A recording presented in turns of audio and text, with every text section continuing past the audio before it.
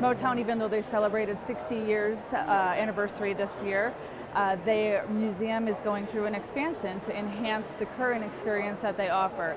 The museum where you can stand in Studio A in the steps of where Stevie Wonder or Diana Ross would have recorded their songs back in the 1960s.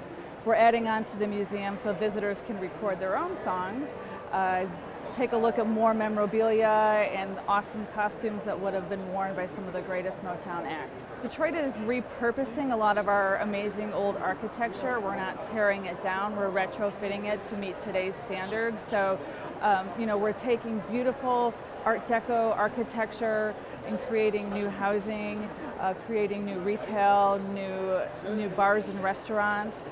So we're reusing existing space, but in a city that's known for building and manufacturing cars, we're also getting into a lot of biking in Detroit. We're creating bike lanes so we can get out of our cars and get on the streets a little bit in terms of walking and biking. We have a new bike share program.